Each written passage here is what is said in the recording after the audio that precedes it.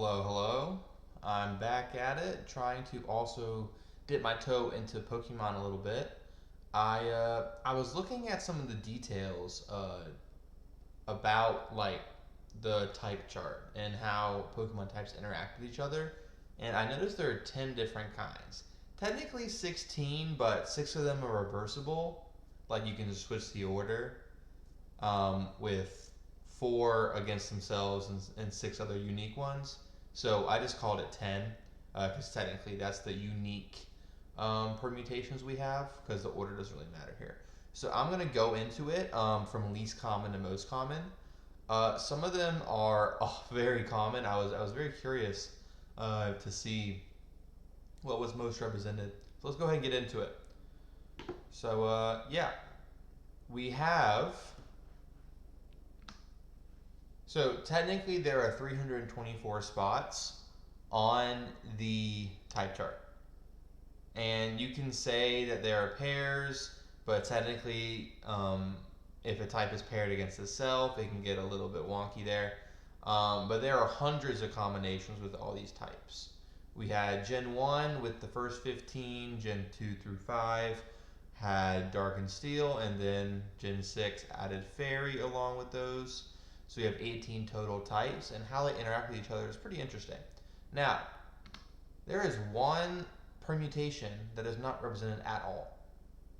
We have not very effective versus no effect or being immune.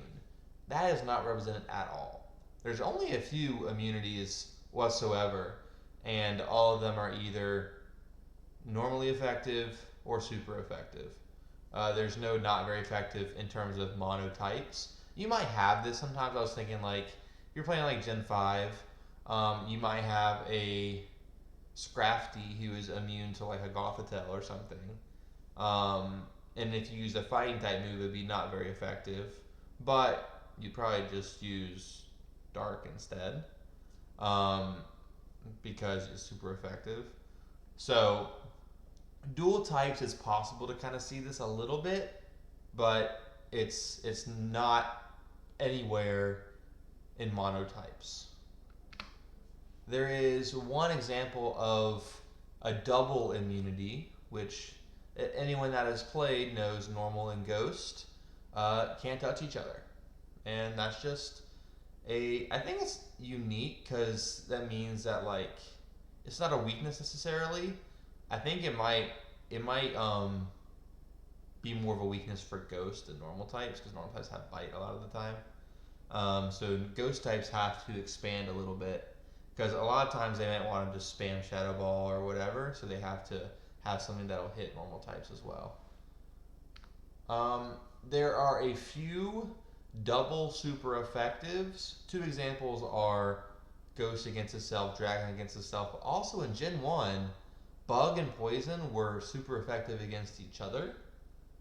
And they changed that later on, but that's pretty odd.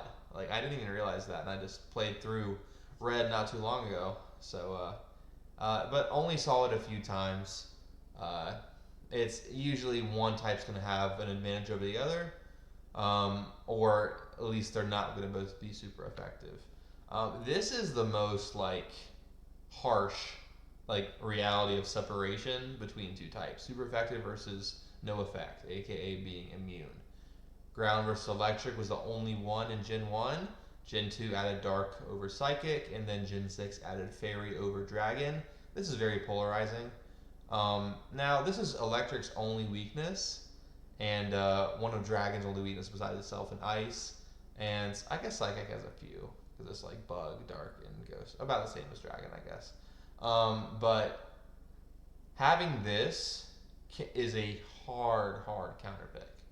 Like it is very hard to get around unless you have some kind of dual type that can kind of get around that. But a lot of times for electric, you like having monotype because you only have one weakness. However, you lose any kind of stab that can beat out ground. So it's these are really strong polarizing counter picks, and but only a few of them in the game. And then we have. Oh, I already did that.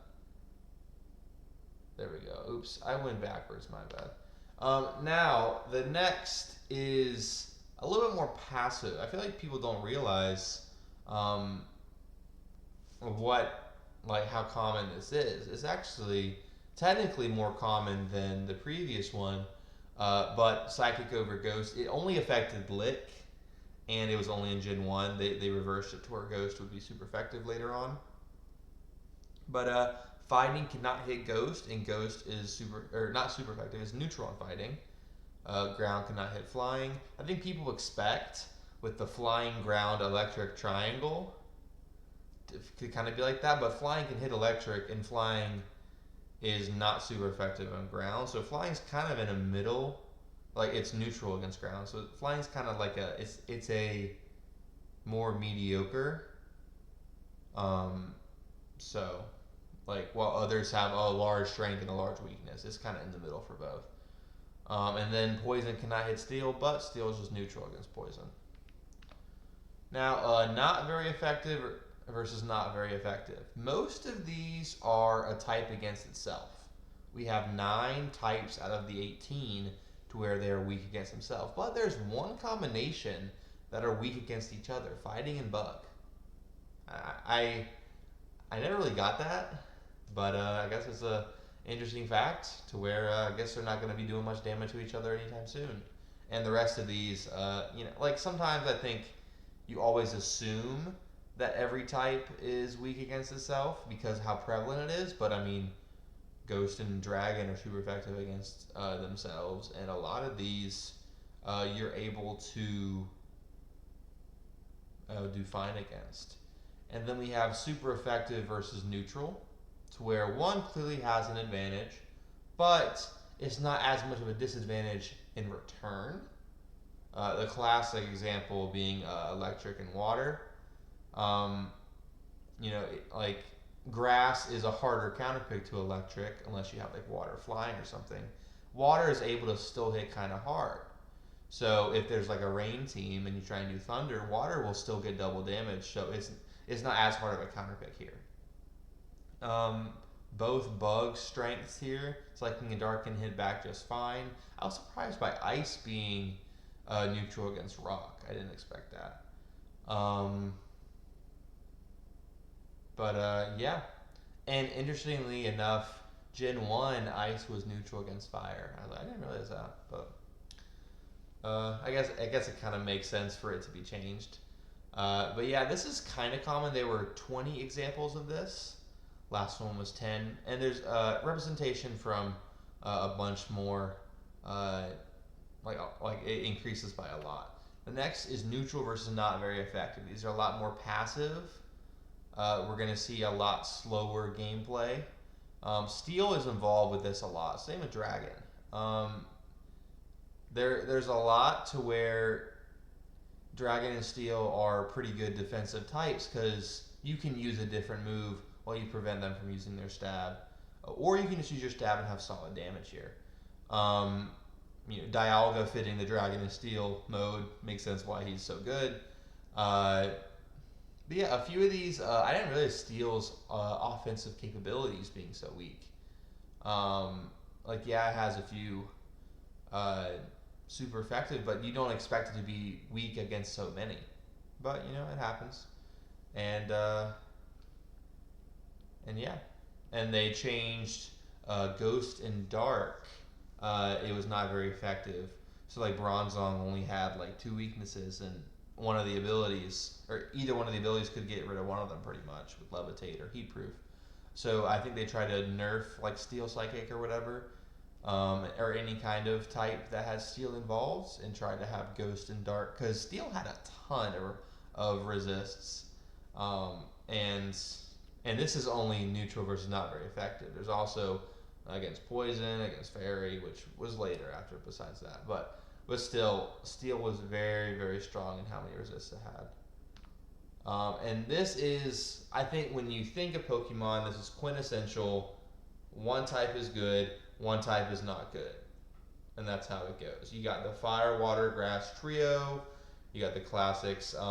Every fire strength is this way. There's no resists, or there's no like immunities, and there's no like neutral. So fire very consistent in its strengths, but besides the ice Gen 1. Um, these are very strong counter picks. Not as strong as the immunities, but you're going to see it a lot more commonly. 27 of these, so it fills up a decent amount of the type chart. About like a little bit over like 10% or something. I think there's like 160, 170, something like that total matchups, and 27 of them. That's a sizable portion. So having one of these types is pretty good. Not always going to work out, but it's solid in terms of like, you're going to have a good matchup here. You're probably going to force them to switch if they're able to. And then the most common, to no one's surprise, if you actually know Pokemon, is neutral versus neutral. To where there's two types that are like, okay, I guess we both go stab, we're going to have pretty similar matchup here. And for monotypes at least. A lot of them against themselves, we have ground and flying having almost identical with themselves, and then 5 other ones that are very neutral to things. Dragon having a lot of neutral. It was only super effective against itself, only resisted by steel, and then eventually immunity from fairy. But there's a lot of neutral damage from a lot of these, and a lot of these, like fairies neutral with a lot of them. I didn't double post these because you can flip the order, same with the other ones. It would take a while to get through all that, but here's all the unique ones, and you can track them back down and all that. Water having a little bit more than fire, but grass not having very many at all. And grass having a lot of weaknesses. So you can see that if it's a monotype grass, better have some good stats. Ice having a fair amount. The thing is, ice only has a weakness, like only has a resist to itself. Everything else is either neutral or super effective. So even though the super effective stuff isn't that much, it's like 4 or 5, I think. It doesn't resist much. There's a lot of neutral with ice, and that's just tough, or super effective. And then a few types like fighting against itself, normal against itself. This is where normal thrives. Early game, and you're playing through like a Nuzlocke or just a general game. Normal's going to be really good. Only 2 types resist with rock and steel, and then ghost is immune. And you're not going to see any of those that commonly. I guess rock sometimes. But if you get a starter that has grass or water, you're probably fine to switch out. So normal is a really strong option in early game. And just in general, most of the time, normal is going to be a fine option. So I think that is a strength. Again, nothing super effective, but still decent coverage in terms of being neutral. Because if you have strong stats, if you have like a slacking, or I guess Gen 1 Tauros, like it's okay to be normal because your stab is really strong, and if you need to, you can switch to other moves. Usually normal types have a decent learn set, so you can have pretty good coverage. Some of these not quite as common. Poison only has, I guess he got the second with Fairy, but it doesn't have a ton of super effectives, only 2, but it has, it only has 3 here, but again, I have it spread out around. There's a decent amount of neutral matches here. Electric, again, only having 1 weakness and being pretty good in terms of not having, like if you use an electric type attack, it's generally going to hit pretty strong. Again, it's randomly weak against grass. Again, ground being the really big counter pick there. So even though it has pretty good a type matchup overall, that 1 immunity can kind of take the wind out from its sails. And yeah, I think the type chart is very interesting. It's really cool how in depth this is. I think that there's a lot of detail that I haven't really paid attention to. Playing on like Switch mode, to where you can just do whatever, kind of makes you always get the super effective. But when you're playing like competitive or Nuzlocke, having to know what is neutral damage and what is not very effective, super important. Like that can be a huge difference in keeping a mon alive. So super important to know this. Just wanted to kind of give perspective on the unique kinds of matchups, because I think sometimes people kind of separate it down, but there's a lot of uniqueness. Like, it's not always going to be super effective versus not very effective. There's going to be normal versus not very effective, and that's a interesting matchup there, where it's not going to be as fast paced in terms of someone's going to die immediately, but it is something that is, an advantage there. Even if it's not as strong offensively, it's a strong defensive advantage, and that's important. So I thought that was pretty cool. I just want to do a short video, and yeah, thanks for watching.